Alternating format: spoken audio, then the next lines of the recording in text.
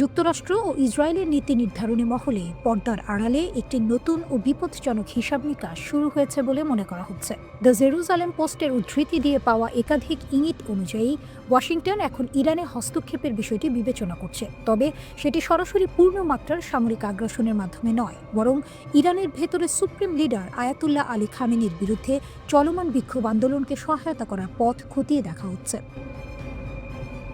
এখানে সবচেয়ে লক্ষণীয় বিষয় হলো ইসরায়েলও তাদের অবস্থান নতুন করে ভাবতে শুরু করেছে। এর পেছনে রয়েছে একটি নাটকীয় দৃষ্টান্ত, ভেনেজুয়েলার নেতা নিকোলাস মাদুরোর অপসারণ। ইসরায়েলি কর্মকর্তাদের ভাষায় কারাকাসে যুক্তরাষ্ট্রের হঠাৎ হস্তক্ষেপ তাদের সম্পূর্ণ অপ্রস্তুত করে দেয়। এই অভিযান অন্য দেশগুলোতে, বিশেষ করে ইরানের ক্ষেত্রে কি সম্ভব সে সম্পর্কে দীর্ঘদিনের ধারণাগুলো ভেঙে দিয়েছে। এতদিন পর্যন্ত ইসরায়েলের নীতি নির্ধারকরা মনে করতেন ইরানের বিক্ষোভগুলো গুরুত্বপূর্ণ হলেও তা যথেষ্ট নয়। তাদের ধারণা ছিল শুধু বিক্ষোভের মাধ্যমে খামেনির সরকারকে ক্ষমতাচ্যুত করা সম্ভব নয়। একই ধরনের মূল্যায়ন ওয়াশিংটনেও প্রচলিত ছিল। কিন্তু মাদুরোর রাতারাতি অপসারণ সেই আলোচনার গতিপথ বদলে দিয়েছে। এখন শোনা যাচ্ছে ওয়াশিংটন ও তেল আবিব দুই পক্ষই ভাবছে সীমিত ও নির্দিষ্ট লক্ষ্যভিত্তিক হস্তক্ষেপের মাধ্যমে ইরানের বিক্ষোভ আন্দোলনকে কি এমন এক পর্যায়ে ঠেলে দেওয়া যায় যেখান থেকে সরকারের টিকে থাকা কঠিন হয়ে পড়বে। লক্ষ্য একটাই, বড় আকারের আঞ্চলিক যুদ্ধ এড়িয়ে গিয়ে অভ্যন্তরীণ চাপকে সর্বোচ্চ পর্যায়ে নেওয়া। এই চিন্তার পেছনে কিছু বাস্তব পদক্ষেপের ইঙ্গিত মিলছে। ইসরায়েলের গোয়েন্দা সংস্থা মোসাদ প্রকাশ্যে স্বীকার করেছে যে তারা মাঠ পর্যায়ে ইরানি বিক্ষোভকারীদের সহায়তা করেছে। গোয়েন্দা সংস্থাগুলোর ক্ষেত্রে এমন প্রকাশ্য স্বীকারোক্তি অত্যন্ত বিরল। অন্যদিকে তেহরান দাবি করেছে তারা এমন একজন এজেন্টকে গ্রেপ্তার করেছে। এদিকে যুক্তরাষ্ট্রের ভেনেজুয়েলা অভিযানের পর ইসরায়েলের প্রধানমন্ত্রী বেনিয়ামিন নেতানিয়াহু একটি বিশেষ নিরাপত্তা বৈঠক ডাকেন। শুধু তাই নয়, সাবেক প্রতিরক্ষামন্ত্রী বেনি গান্টস আরও এক ধাপ এগিয়ে গিয়ে প্রকাশ্যে যুক্তরাষ্ট্র ও ইসরায়েলের হস্তক্ষেপের আহ্বান জানিয়েছেন। তার বক্তব্য ছিল, এই হস্তক্ষেপের মাধ্যমে ইরানের সরকারকে হয় আত্মসমর্পণ করতে বাধ্য করতে হবে, নয়তো ক্ষমতা ছাড়তে হবে। এই অবস্থানটি স্পষ্টভাবে একটি বড় পরিবর্তনের ইঙ্গিত দেয়। মাত্র কয়েক মাস আগেও যুক্তরাষ্ট্র ও ইসরায়েল দুই দেশই ইরানের সরকার পরিবর্তনের বিরোধিতা করছিল। তখন তাদের মূল লক্ষ্য ছিল তেহরানের পারমাণবিক কর্মসূচিকে দুর্বল করা এবং ইরানের আঞ্চলিক প্রতিশোধমূলক ক্ষমতা সীমিত রাখা। কিন্তু সাম্প্রতিক সময়ে ইরানের ওপর চালানো হামলার পর তাদের দুর্বল প্রতিক্রিয়া, ভেতরে চলমান বিক্ষোভ এবং যুক্তরাষ্ট্রের বড় ধরনের স্থলবাহিনী না নামিয়েই ভেনেজুয়েলার মতো দেশে প্রভাব বিস্তার করার সক্ষমতা, সব মিলিয়ে কৌশলগত সমীকরণ বদলে গেছে। এই প্রথমবারের মতো স্পষ্ট ইঙ্গিত মিলছে যে যুক্তরাষ্ট্র ও ইসরায়েল পূর্ণমাত্রার আগ্রাসনের বাইরে হস্তক্ষেপকে বাস্তবসম্মত বিকল্প হিসেবে দেখছে। যদি এই বিশ্বাস আরও শক্ত হয়, তাহলে ইরান খুব শিগগিরই এমন এক মুহূর্তের মুখোমুখি হতে পারে যা পুরো মধ্যপ্রাচ্যের ভবিষ্যৎ। মধ্যপ্রাচ্যের উত্তপ্ত রাজনীতির চেকমেটে ইরান এবার নতুন চাল দিল। রাশিয়ার কাছ থেকে সুখোই সু-35 ফ্লাঙ্কার জেট পেয়ে তেহরান যেন বলছে, আকাশ এখন আমাদের হাতের মুঠোয়। সুখোই জেট যেন উত্তেজনার নতুন স্পার্ক। অস্ত্র, ক্ষেপণাস্ত্র, পরমাণু কর্মসূচি সব মিলিয়ে এই অঞ্চল এখন ডায়নামাইটের বাক্স। কে কখন কিভাবে ফু দিবে তা নিয়ে শঙ্কিত গোটা বিশ্ব। নিষেধাজ্ঞা, কূটনৈতিক চাপ, সামরিক জোর সবকিছু ছাপিয়ে ইরান যেন বলছে, আমরা প্রস্তুত। আমেরিকার প্রেসিডেন্ট হওয়ার পরে ইরানের বিরুদ্ধে ডোনাল্ড ট্রাম্পের প্রথম পদক্ষেপ। ইরানের তেল কেনার ক্ষেত্রে বিধিনিষেধ জারি করল তার সরকার। মার্কিন অর্থ মন্ত্রণালয়ের ওই বিধিনিষেধের ফলে ইরান থেকে তেল কিনলে কোনো দেশ বা বাণিজ্যিক প্রতিষ্ঠান নিষেধাজ্ঞার কবলে পড়তে পারে। কিন্তু ট্রাম্পের নিষেধাজ্ঞাকে থোড়াই কেয়ার করছে ইরান। ইরান যুক্তরাষ্ট্রের চাপ উপেক্ষা করে রাশিয়ার সঙ্গে সম্পর্ক জোরদার করেছে। 2023 সালের নভেম্বরে দুই দেশের মধ্যে সামরিক চুক্তির মাধ্যমে ইরান পেয়েছে রাশিয়ার অত্যাধুনিক সুখোই সু-35 জেট। টাইমস অফ ইন্ডিয়ার প্রতিবেদন অনুযায়ী প্রথম দুটি জেট ইতিমধ্যে ইরানের হাতে। জার্মান ম্যাগাজিন ফ্লুক রিভিউ জানিয়েছে 18 নভেম্বর আনুষ্ঠানিকভাবে রাশিয়া ইরানের বিমান বাহিনীর কাছে সুখোই 35 জেট হস্তান্তর করে। রাশিয়ার কমসোমোলক্স 1 আমুর বিমান কারখানা থেকে অন্তনোভ এন কার্গো প্লেনে করে জেটগুলো পৌঁছায় তেহরানের মেহরাবাদ বিমানবন্দরে। সেখান থেকে সেগুলো স্থানান্তর করা হয় হামাদানের কাছে তৃতীয় ট্যাকটিক্যাল এয়ার বেসে। এই বিমান ঘাঁটি ইরানের পশ্চিমাঞ্চলে কৌশলগতভাবে গুরুত্বপূর্ণ। সেখান থেকে ইরাক, সিরিয়া ও ইসরায়েলের দিকে দ্রুত অভিযান চালানো যায়। সুখোইয়ের ক্ষিপ্রতা, কেন এই জেট এত ভয়ঙ্কর? সুখোই সু-35 4++ এ প্রজন্মের যুদ্ধ বিমান আকাশে আধিপত্যের পাশাপাশি স্থল নৌ লক্ষ্যবস্তুতে ধ্বংসে সক্ষম। এর থ্রাস্ট ভেক্টর টেকনোলজি পাইলটকে 360 ডিগ্রি কৌণিক গতি দেয়, অর্থাৎ বিমানটি হঠাৎ উল্টো দিকে ঘুরে শত্রুকে চমকে দিতে পারে। 300 কিলোমিটার দূর থেকেও শত্রু বিমান শনাক্ত করে ক্ষেপণাস্ত্র নিক্ষেপ করতে পারে এই জেট। সর্বোচ্চ 34,500 কেজি ওজন নিয়ে উঠতে পারে এবং যুদ্ধক্ষেত্রের পাল্লা 1,600 কিলোমিটার। বিশেষজ্ঞদের মতে এই প্রযুক্তি ইরানের পুরনো F-14, টমক্যাট ও MiG-29 জেটের চেয়ে বহুগুণ শক্তিশালী। ইরানের সামরিক বাহিনী সরাসরি ইঙ্গিত দিয়েছে, আমাদের আকাশ, ভূমি ও নৌবাহিনীকে আমরা যখন তখন শক্তিশালী করি। শত্রু যদি বোকামি করে তাহলে আমাদের ক্ষেপণাস্ত্রের স্বাদ তাদের মুখে আসবেই। এই বক্তব্য ইসরায়েল ও আমেরিকার উদ্দেশ্যেই। এখন সুখোই যুক্ত হয়ে পরিস্থিতি আরও জটিল হবে বলে বিশ্লেষকদের ধারণা। রাশিয়ার প্রেসিডেন্ট পুতিন ইরানকে সামরিক সহায়তা দিয়ে মধ্যপ্রাচ্যে নিজের প্রভাব বাড়াচ্ছেন। ইরানের সামরিক শক্তি এখন ঈগলের টানার মতো প্রসারিত। উত্তাপ বাড়ছে, পাল্টাপাল্টি হুমকিতে কাঁপছে মরুভূমির বালি। রোমাঞ্চ, শঙ্কা আর অনিশ্চয়তার নতুন অধ্যায়ের সূচনা এটাই।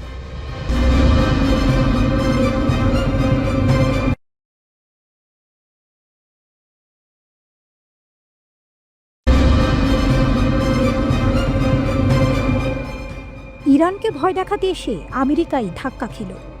পশ্চিম এশিয়ার আকাশে মার্কিন যুক্তরাষ্ট্রের B-52 বোমারু বিমানের হুঙ্কার।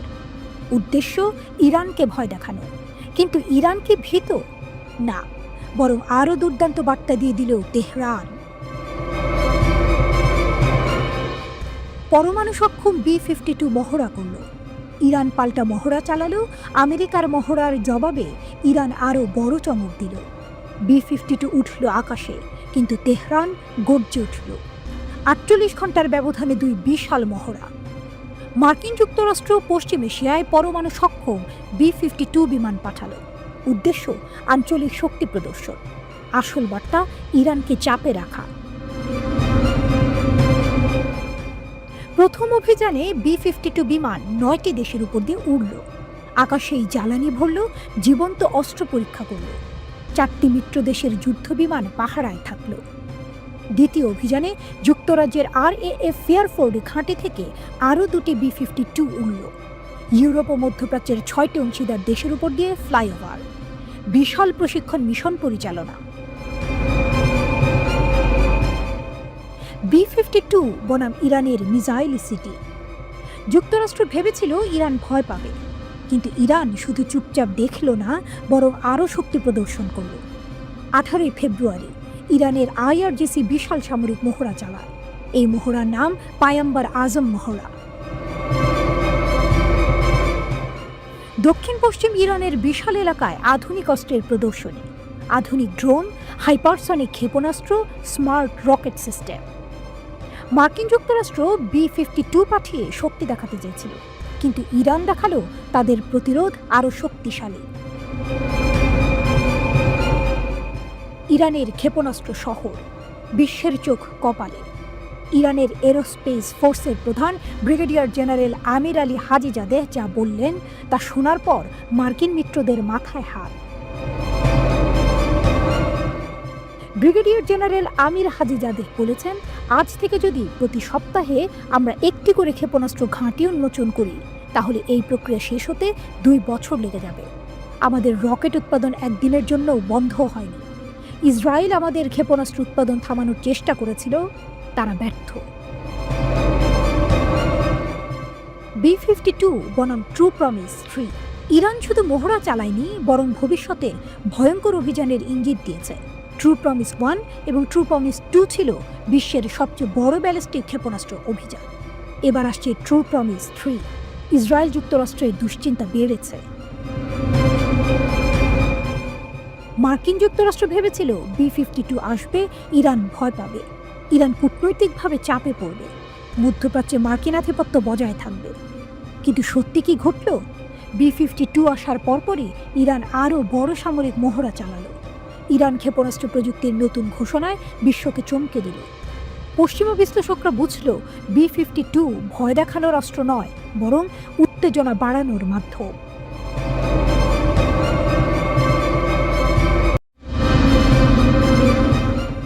আমি নিশ্চিত কোনোদিন তোমরা আমাকে হারাতে পারবে না। হাজার বাধা পেরিয়ে আমি তোমাদের সামনে দাঁড়াবো। এমন এক দৃঢ় প্রতিজ্ঞায় যেন ইরান তার সামরিক শক্তি বৃদ্ধি করতে চাইছে। আর সেই পথে আরও এক মহাকাব্যিক পদক্ষেপ নিল দেশটি। এবার রাশিয়া থেকে কেনা হলো সুখোই Su-35 যুদ্ধ বিমান। এটি ইরানের বিমান বাহিনীর জন্য এক বিশাল সাফল্য, যা তাদের শক্তি আরও কয়েক ধাপ এগিয়ে নেবে। ইরান বহুদিন ধরে যুদ্ধ বিমানের সংকটে ভুগছিল। অনেক পুরনো এবং নষ্ট হয়ে যাওয়া বিমানের উপর নির্ভরশীল ছিল তারা, যার মধ্যে বেশিরভাগই ছিল 1979 সালের ইসলামী বিপ্লবের আগে আমেরিকা থেকে কেনা। তবে এখন পরিস্থিতি বদলে যাচ্ছে। ইরান তার আকাশপথকে আরও শক্তিশালী করতে চাইছে এবং এজন্য রাশিয়ার সুপার যুদ্ধ বিমান সুখোই 35 তার হাতের মুঠোয়। কিন্তু এই সিদ্ধান্ত নেওয়ার পর বিশ্বের অনেক জায়গায় উত্তেজনা বেড়ে গিয়েছে, বিশেষত ইসরায়েল, যার সাথে ইরানের দীর্ঘদিনের শত্রুতা। ইরান এবং রাশিয়ার মধ্যে কৌশলগত অংশীদারিত্ব একটি বড় ব্যাপার। তেহরান আগেই ঘোষণা করেছিল তারা রাশিয়া থেকে সব যুদ্ধবিমান কেনার পরিকল্পনা চূড়ান্ত করেছে, যদিও এখনও নিশ্চিত নয় যুদ্ধবিমানগুলো ইতিমধ্যে ইরানে পৌঁছেছে কিনা। তবে এটা স্পষ্ট ইরান তার সামরিক ক্ষমতা আরও আধুনিক করতে চাইছে। ইরানের শক্তি বেড়ে যাবে, তার শত্রুরা কি ভয় পাবে? যতটা আশাবাদী ইরান, ততটাই উৎকণ্ঠিত তাদের প্রতিবেশী ইসরায়েল। দুই দেশের মধ্যে পুরনো শত্রুতা রয়েছে। Su-35 যুদ্ধ বিমান ইসরায়েলকে চাপে ফেলতে পারে। অতীতে তারা অনেকবার যুদ্ধের সীমানায় পৌঁছে গিয়েছিল।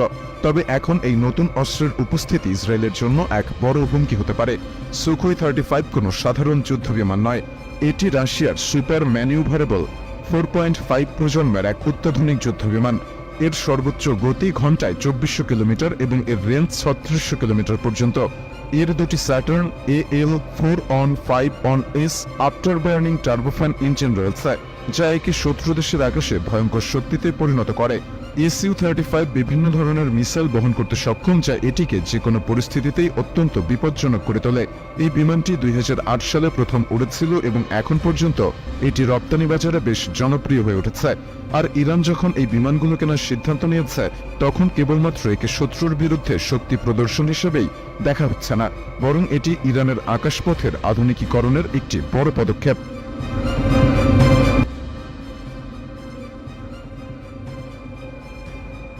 মধ্যপ্রাচ্যে উত্তেজনার আগুন, আকাশে ভয়ঙ্কর খেলা। ইরানের তীব্র প্রতিরোধের সামনে পিছু হটতে বাধ্য হল মার্কিন গুপ্তচর ড্রোন। এটা শুধু শুরু বলতেই পারে ইরান।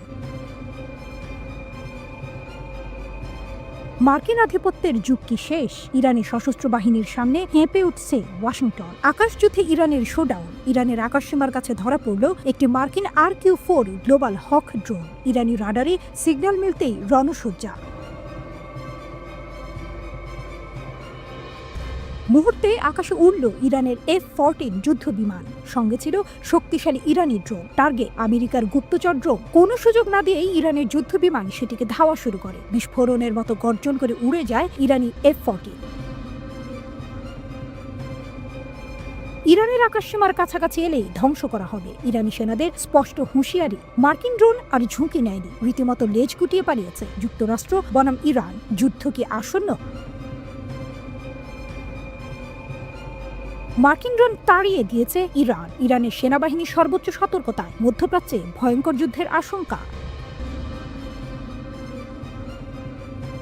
ইয়েমেনের হুথি বিদ্রোহীরা আবারও মার্কিন বিমানবাহী রণতরীতে হামলা চালিয়েছে। তাদের থামাতে যুক্তরাষ্ট্র ইতিমধ্যে ইয়েমেনে হামলা করেছে, কিন্তু তাতেও কোনো লাভ হচ্ছে না। এরই মধ্যে মার্কিন প্রেসিডেন্ট ডোনাল্ড ট্রাম্প বলেছেন, ইয়েমেনের বিদ্রোহীরা যদি কোনো হামলা চালায় তাহলে তার দায় ইরানের উপর পড়বে।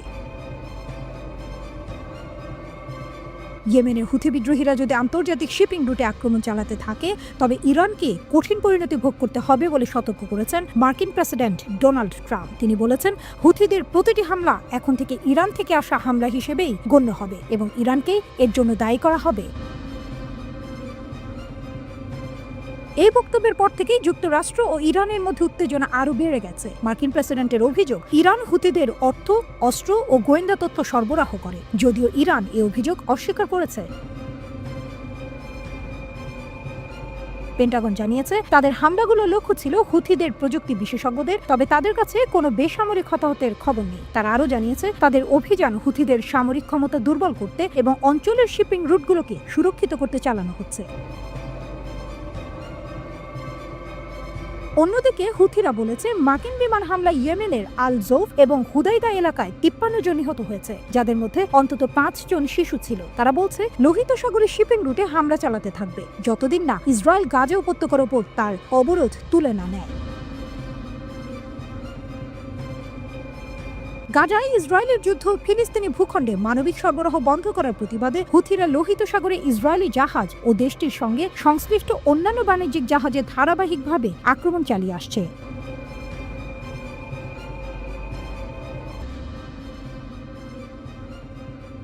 একটা বোতামের চাপ, মুহূর্তেই বিকল হয়ে যাবে যুদ্ধ বিমান। ভাবুন তো, যুদ্ধের ময়দানে হঠাৎ করে আপনার সবচেয়ে শক্তিশালী অস্ত্র অচল হয়ে গেল। শত্রুপক্ষের হামলা সামনে, কিন্তু প্রতিরোধের কোনো উপায় নেই।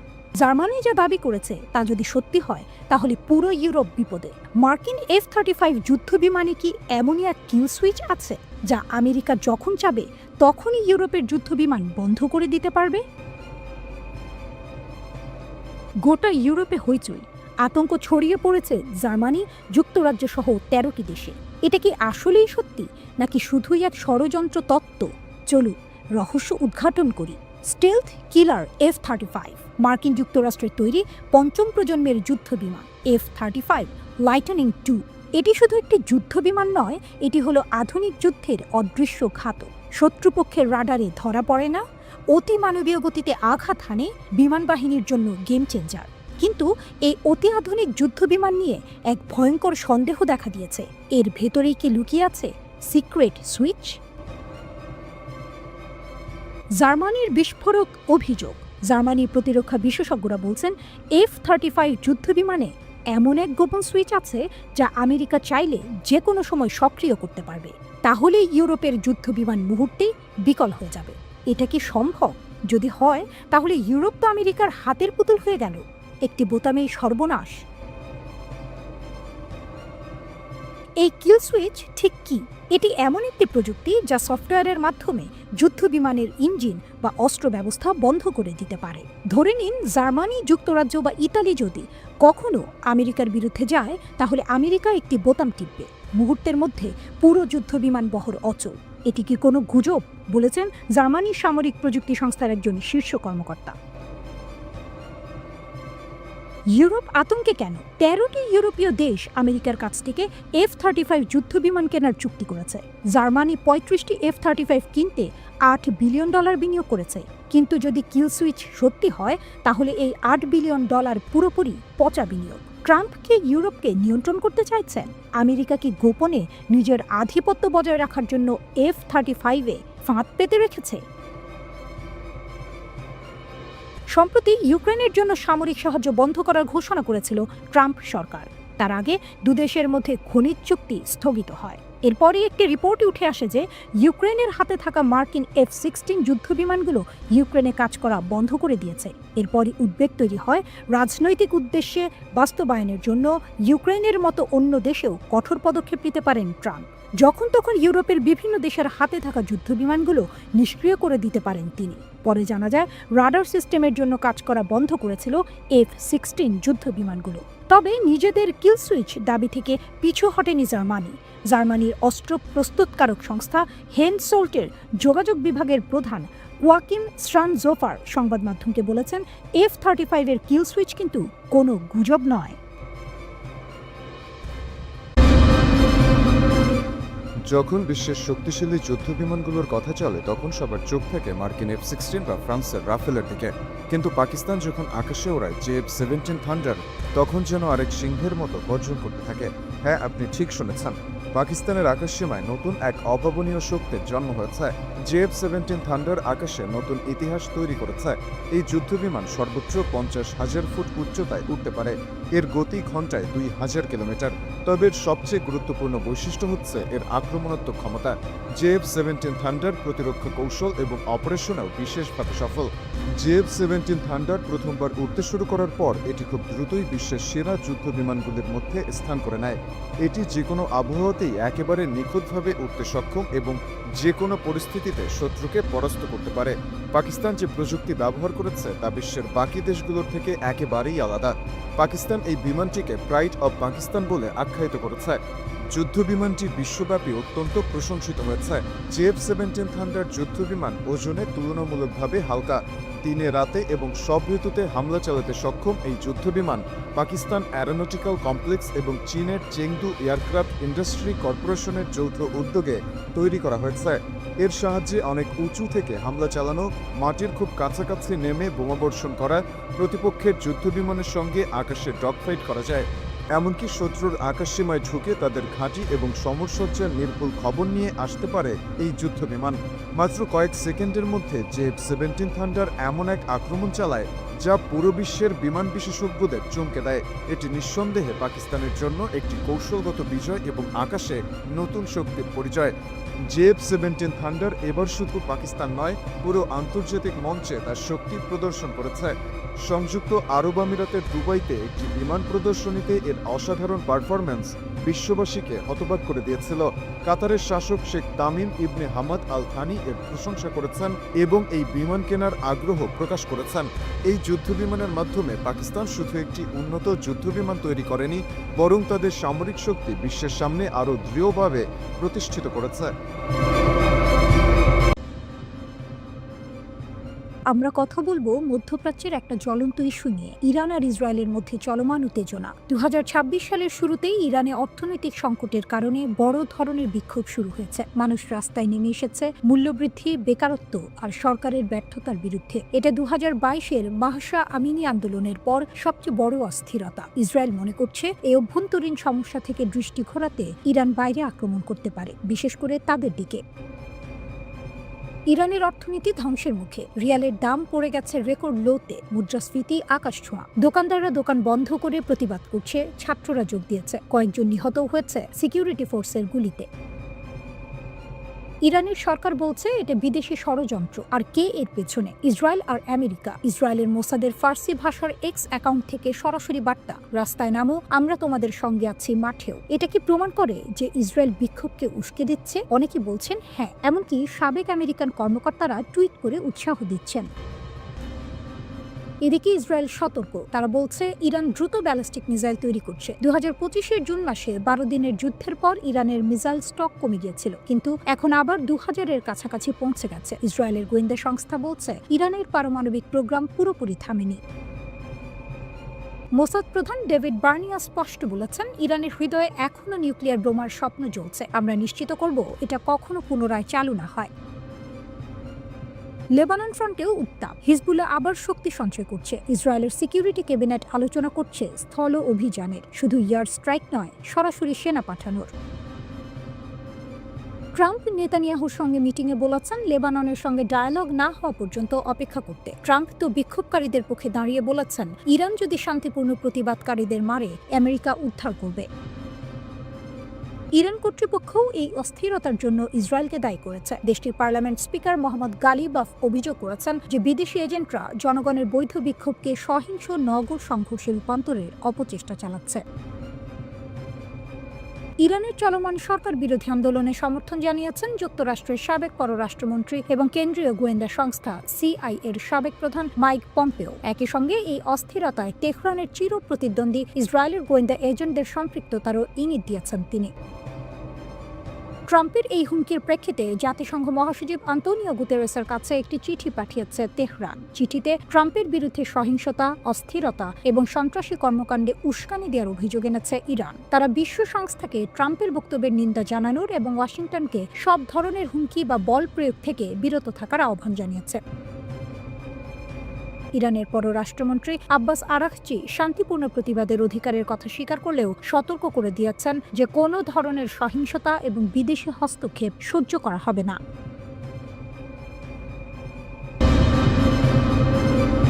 চীনের কিলিং অর্ডার জাপানের আকাশে ভয়াল শক তৈরি করেছে। চীনের যুদ্ধবিমান জাপানের F-16 দিকে ওয়েপন্স রাডার লক করল। উত্তেজনা চরমে। বেজিংয়ের ফিঙ্গার অন দ্য ট্রিগার পরিস্থিতি টোকিওর অবজ্ঞার মুখোমুখি। তাইওয়ানকে কেন্দ্র করে টোকিও দৃঢ়।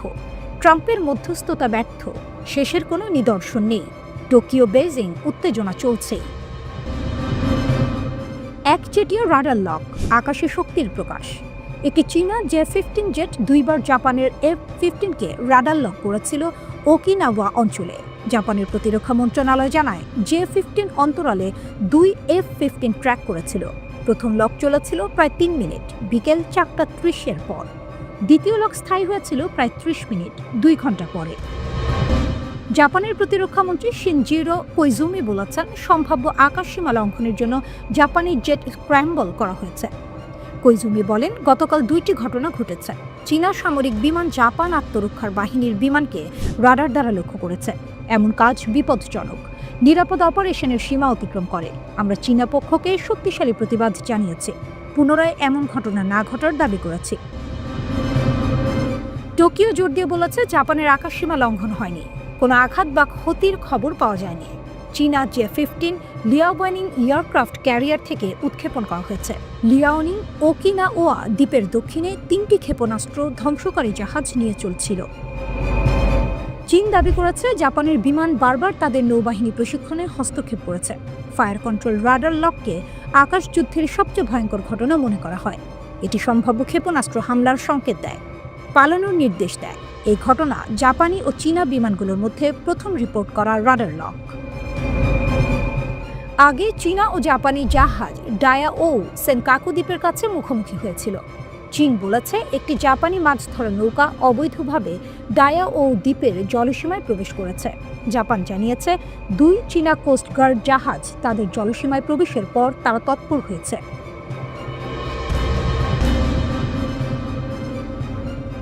জাপান চীন সম্পর্ক আরও খারাপ হয়েছে প্রধানমন্ত্রী সানায়ে তাকাইচির মন্তব্যের কারণে। তাইওয়ান এই স্ট্যান্ড অফের কেন্দ্রবিন্দুতে। তাকাইচি বলেছেন, চীনের তাইওয়ানে আক্রমণ জাপানের জন্য বাঁচার হুমকিস্বরূপ পরিস্থিতি তৈরি করতে পারে। চীনের পররাষ্ট্রমন্ত্রী ওয়াং ই বলেছেন, তাকাইচির মন্তব্য লাল রেখা অতিক্রম করেছে। বেজিং অভিযোগ করেছে, তাকাইচি তাদের অভ্যন্তরীণ বিষয়ে হস্তক্ষেপ করছে এবং মন্তব্য প্রত্যাহারের দাবি জানিয়েছে। জাপানি প্রধানমন্ত্রী মন্তব্য প্রত্যাহার করেননি, বলেন, টোকিওর অবস্থানে কোনো পরিবর্তন নেই। এই ঘটনার মধ্যে আমরা শিখতে পারি, শক্তি শুধু অস্ত্র নয়, পরিকল্পনা, প্রস্তুতি এবং প্রতিক্রিয়ার ধারা নিয়ে নিরাপত্তা নিশ্চিত হয়। ঠিক যেমন ইরান তার সাগর ও আকাশে শক্তি প্রদর্শন করেছে। শক্তির প্রকৃত মূল্য বোঝা যায় প্রতিকূল পরিস্থিতিতে।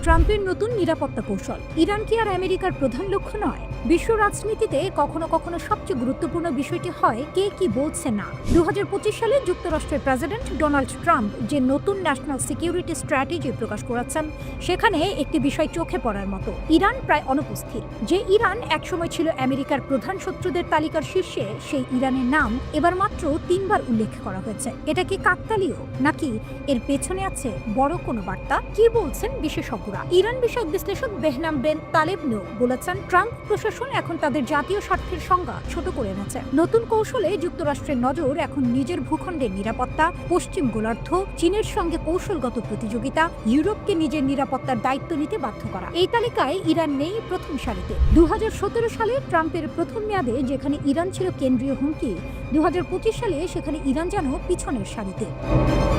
12 দিনের যুদ্ধের পর হিসাব বদল। ইরান ও ইসরায়েলের মধ্যে 12 দিনের যে সংঘাত হয়েছিল, তাতে আমেরিকাও অল্প সময়ের জন্য জড়িত হয়। ইরানের পারমাণবিক স্থাপনায় হামলা হয়। 30,000 পাউন্ড ওজনের বাংকার বাস্টার বোমা ব্যবহার করা হয়। B-2 স্টেলথ বোমারু বিমান আকাশে ওঠে। ট্রাম্প বলেছিলেন, ইরানের পারমাণবিক কর্মসূচি ধ্বংস হয়ে গেছে, কিন্তু মার্কিন গোয়েন্দা রিপোর্ট বলছে কর্মসূচি পিছিয়েছে, ধ্বংস হয়নি। এখানেই প্রশ্ন ওঠে, ইরান কি সত্যিই শেষ, নাকি ইরান এখনো খেলায় আছে? ইরান দুর্বল কিন্তু পরাজিত নয়। বিশেষজ্ঞদের মতে ইরান হয়তো সাময়িক ধাক্কা খেয়েছে, কিন্তু ইরান শেষ হয়ে যায়নি। ইরানের কাছে এখনো রয়েছে 400 কেজির বেশি উচ্চমাত্রায় সমৃদ্ধ ইউরেনিয়াম, পুনর্গঠিত ক্ষেপণাস্ত্র সক্ষমতা, ভবিষ্যৎ হামলার জবাব দেওয়ার স্পষ্ট ঘোষণা। ইরান বলেছে আর কোনো আক্রমণ হলে তারা শক্ত হাতে জবাব দেবে। এটাই ইরানের শক্তি, চাপের মধ্যেও আত্মবিশ্বাস। আমেরিকা কি মধ্যপ্রাচ্য থেকে সরে আসছে? নতুন নিরাপত্তা কৌশল দেখে মনে হচ্ছে যুক্তরাষ্ট্র ধীরে ধীরে মধ্যপ্রাচ্য থেকে সরে আসতে চাইছে। গাজা যুদ্ধ, লেবাননে ইসরায়েল হিজবুল্লাহ উত্তেজনা, ইয়েমেনে হুথি হামলা, আসাদ পরবর্তী সিরিয়া, এইসব সংকটকে এই নথিতে বলা হয়েছে সমাধানের পথে। এর মানে আমেরিকা বলছে এগুলো আর তাদের প্রধান মাথা ব্যথা নয়, ইরানের জন্য সুযোগ। এই অবস্থান ইরানের জন্য এক ধরনের কৌশলগত সুযোগ। যখন আমেরিকা মনোযোগ সরাচ্ছে চীনের দিকে, তখন মধ্যপ্রাচ্যে নিজের জায়গা শক্ত করার সুযোগ পাচ্ছে ইরান। বিশেষজ্ঞ তালেবনিও নিজেই বলেছেন ইরান দুর্বল হতে পারে, কিন্তু খেলা থেকে সরে যায়নি। এটাই সবচেয়ে গুরুত্বপূর্ণ কথা। নিষেধাজ্ঞা আছে কিন্তু চাপ কম। ট্রাম্প প্রশাসন আবার নিষেধাজ্ঞার কথা বলছে, কিন্তু বাস্তবে ইরানের তেল রপ্তানি রেকর্ড পরিমাণে বেড়েছে। 2025 সালে একটিও নতুন মানবাধিকার নিষেধাজ্ঞা দেওয়া হয়নি। যখন কোনো দেশের নাম শত্রুর তালিকা থেকে ধীরে ধীরে হারিয়ে যায়, তখন সেটাকে অবহেলা বলা হয়, আবার স্বীকৃতিও বলা যায়। ট্রাম্পের নতুন কৌশল একটাই কথা বলছে, ইরানকে আর সহজে দমন করা যাবে না। আর ঠিক এখানেই ইরান হয়ে ওঠে নায়ক, কারণ যে দেশকে দমাতে গিয়ে আমেরিকা নিজেই ক্লান্ত, সেই দেশকে আর ছোট করে দেখা যায় না।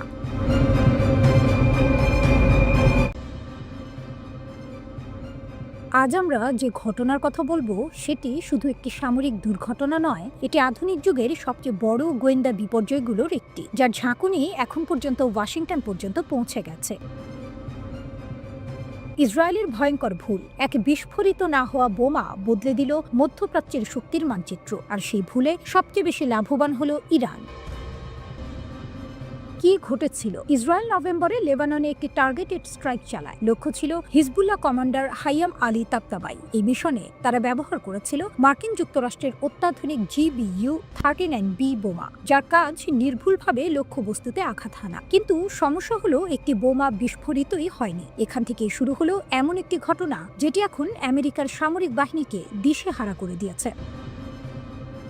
হিজবুল্লাহ নিখুঁত উদ্ধার অভিযান। বোমাটি পড়ার কয়েক মিনিটের মধ্যেই হিজবুল্লাহর বিশেষ ইউনিট সেখানে পৌঁছে যায়। তারা আতঙ্কিত হয়নি, পালায়নি, বরং যা করেছে সেটিকে গোয়েন্দা কর্মকর্তারা বলছেন টেক্সট বুক রিকভারি অপারেশন। তারা বোমার প্রতিটি অংশ ছবি তোলে, নিরাপদে ডিফিউজ করে, ভেতরের ইলেকট্রনিক্স খুলে ফেলে, গাইডেন্স সিস্টেম, সেন্সর, ফিউজ সব খুলে নেয় এবং সবশেষে 24 ঘন্টার মধ্যেই পুরো জিনিসটি পৌঁছে দেয় ইরানের হাতে।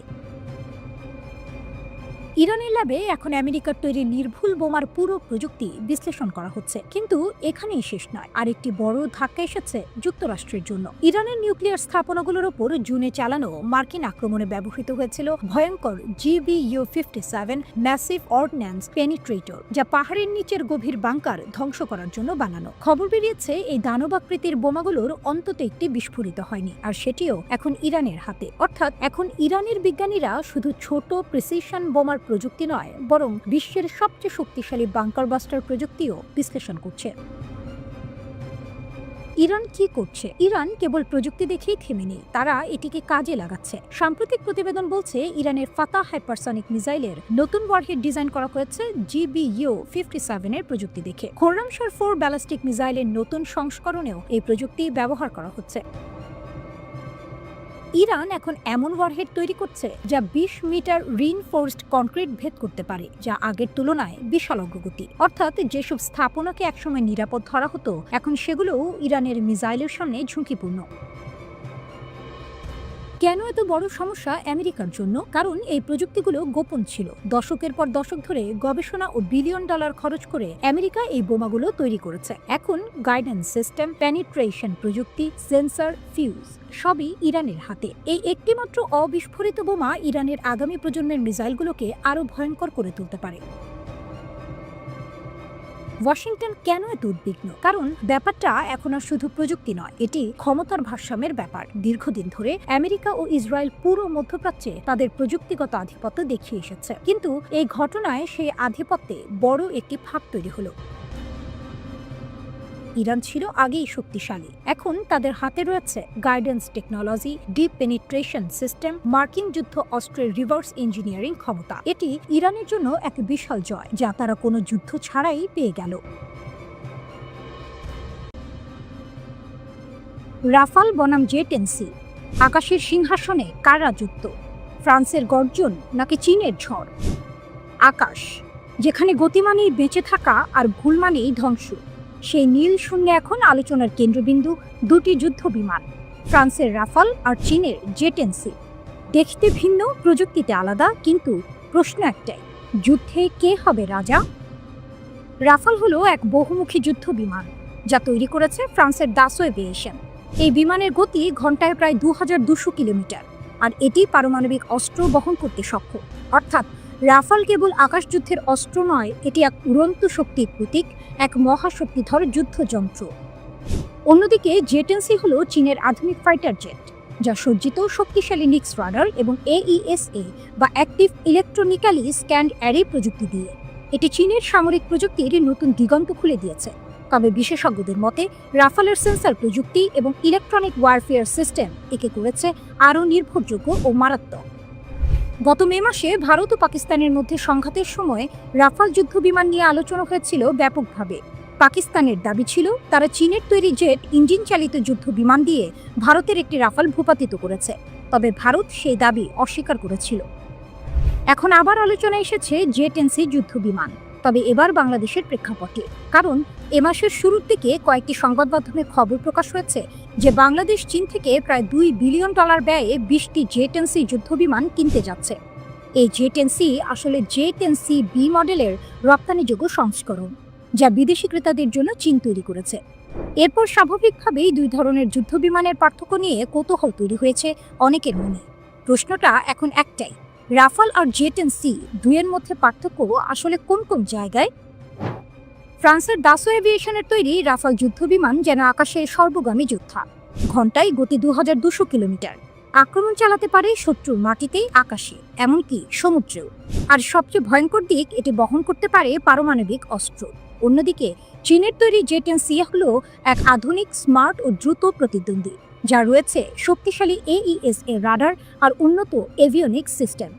কিন্তু পার্থক্য সেখানেই শেষ নয়।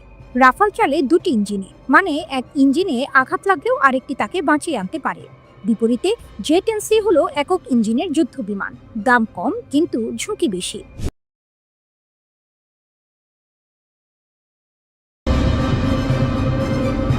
যুক্তরাষ্ট্রের বিরুদ্ধে ইরানের ড্রোন নকলের অভিযোগ। ইরান এখন যুক্তরাষ্ট্রকে সরাসরি অভিযোগ করছে, আপনারা আমাদের প্রযুক্তি নকল করছেন। কি ঘটেছে? সম্প্রতি তেহরান দাবি করেছে ওয়াশিংটন তাদের উন্নত শাহিদ 136 কামিকাজে ড্রোনের নকল তৈরি করেছে। এটি শুধু প্রযুক্তিগত বিতর্ক নয়, এটি প্রতীকী শক্তির লড়াই। ইরানের ভাষায়, যে দেশ নিজেকে বৈশ্বিক প্রযুক্তি সুপার পাওয়ার বলে, সে যদি ইরানি ড্রোন কপি করতে বাধ্য হয় তাহলে এটা স্পষ্ট বার্তা। ড্রোন প্রযুক্তিতে ইরান এখন অগ্রগামী শক্তি। ইরানি সেনা কর্মকর্তাদের মন্তব্য, জেনারেল আবুল ফজল শেখাচ্ছি বলেন, যুক্তরাষ্ট্রের মতো দেশকে শাহিদ 136 নকল করতে দেখা আমাদের জন্য গর্বের। যারা নিজেদের সুপার পাওয়ার বলে তাদের এমনভাবে নতি স্বীকার করতে দেখা ইরানের প্রযুক্তিগত অর্জনের স্বীকৃতি। আমাদের ড্রোন শুধু রাশিয়া নয়, ইয়েমেন, সিরিয়া, অনেক মিত্র দেশেই সফলভাবে কাজ করছে। তার বক্তব্যের মূল সুর একটাই, ড্রোন প্রযুক্তিতে ইরান এখন পথ দেখাচ্ছে, অন্যরা অনুসরণ করছে। IRGCর মুখপাত্র আলী মোহাম্মদ নাইমি আরও কঠিন ভাষায় বলেন, শাহিদ ড্রোন বহুস্তরীয় আকাশ প্রতিরক্ষা ভেদ করতে সক্ষম, দূরপাল্লা পাড়িয়ে দিয়ে নির্ভুলভাবে লক্ষ্যবস্তুতে আঘাত হানে। ইসরায়েলের ওপর সাম্প্রতিক 22 দফা ক্ষেপণাস্ত্র হামলায় ইসরায়েল অনেক ক্ষেপণাস্ত্র আটকাতে পারেনি। এর পিছনে কারণ ছিল ইরানের উন্নত ড্রোন মিসাইল কম্বিনেশন। তার ভাষায়, যুক্তরাষ্ট্রের নকলের চেষ্টা প্রমাণ করে তারা আমাদের অগ্রগতিতে উদ্বিগ্ন। কেন ইরান এত আত্মবিশ্বাসী? এর কারণ হলো শাহিদ 136 ড্রোনের বাস্তব যুদ্ধক্ষেত্রের সাফল্য। ইউক্রেনে, ইয়েমেনে, সিরিয়ায় এই ড্রোন বহুবার দীর্ঘ পথ অতিক্রম করে টার্গেটে আঘাত হেনেছে। এর দাম কম, কার্যকারিতা বেশি এবং প্রতিরক্ষা ব্যবস্থাকে বিভ্রান্ত করার ক্ষমতা অত্যন্ত শক্তিশালী। ইরান বলছে এই জায়গায় যুক্তরাষ্ট্র পিছিয়ে আছে, আর এই কারণে নাকি তারা এখন কপি করতে বাধ্য। বড় প্রশ্ন, ওয়াশিংটন কেন নকল করবে? যুক্তরাষ্ট্র এমন পদক্ষেপ নিল কেন? কি বার্তা লুকিয়ে রয়েছে এর ভেতরে? এর কয়েকটি সম্ভাব্য কারণ আছে। মধ্যপ্রাচ্যে ড্রোন যুদ্ধ দ্রুত বদলে যাচ্ছে। হুথি, হিজবুল্লাহ, IRGC, ইরানের তৈরি ড্রোন এখন পুরো অঞ্চলে প্রভাব ফেলছে। ইসরায়েলের সঙ্গে সংঘর্ষে ড্রোনই হয়ে উঠেছে বড় অস্ত্র। ইসরায়েল বলছে ইরানের ড্রোন ক্ষেপণাস্ত্র যৌথ হামলা তাদের প্রতিরক্ষা ব্যবস্থার উপর বিশাল চাপ তৈরি করেছে। যুক্তরাষ্ট্র দ্রুত নিজের বিকল্প ড্রোন ফোর্স তৈরি করতে চাইছে। কার্যকারিতা দেখে হয়তো তারা ভাবছে শাহিদের মতো সস্তা কার্যকর ড্রোন আমাদেরও প্রয়োজন। যুক্তরাষ্ট্র কি বলছে? ওয়াশিংটনের দাবি নতুন ড্রোন মোতায়েন করা হয়েছে, কিন্তু ইরানি প্রযুক্তি নকল করা হয়েছে এটি তারা স্বীকার করছে না। তবে বিশেষজ্ঞরা বলছেন শাহিদের ডিজাইন এত কার্যকর যে অনেক দেশই এর সরল কিন্তু মারাত্মক কৌশল নকল করতে চাইবে।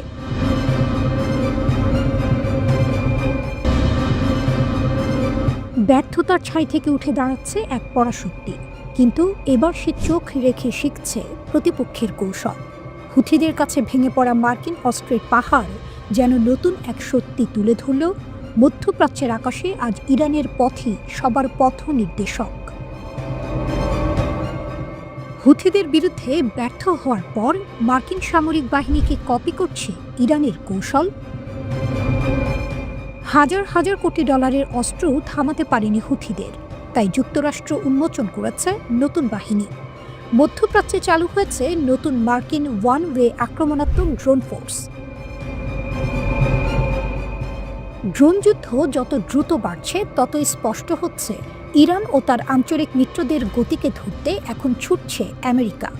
৩ ডিসেম্বর মার্কিন সামরিক বাহিনী এক নতুন টাস্ক ফোর্স উন্মোচন করেছে।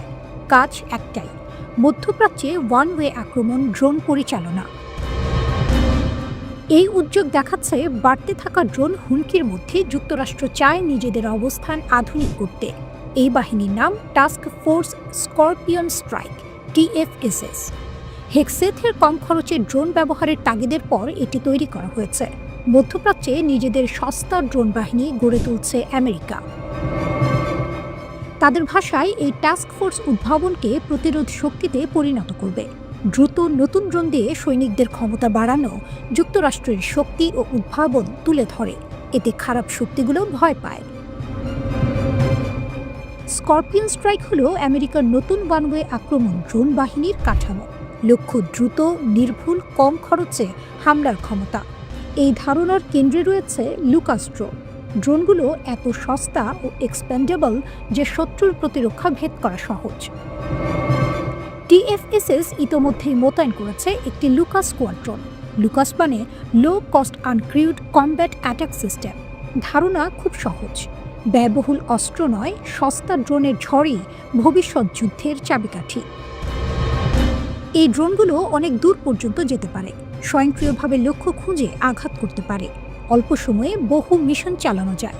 এগুলো ক্যাটাপাল্ট বা রকেট সহায়তায় ছোড়া যায়, মানে অত্যন্ত নমনীয়ভাবে ব্যবহার করা যায়। এই বাহিনী গড়ে তোলায় নেতৃত্ব দিচ্ছে স্পেশাল অপারেশনস কমান্ড সেন্ট্রাল।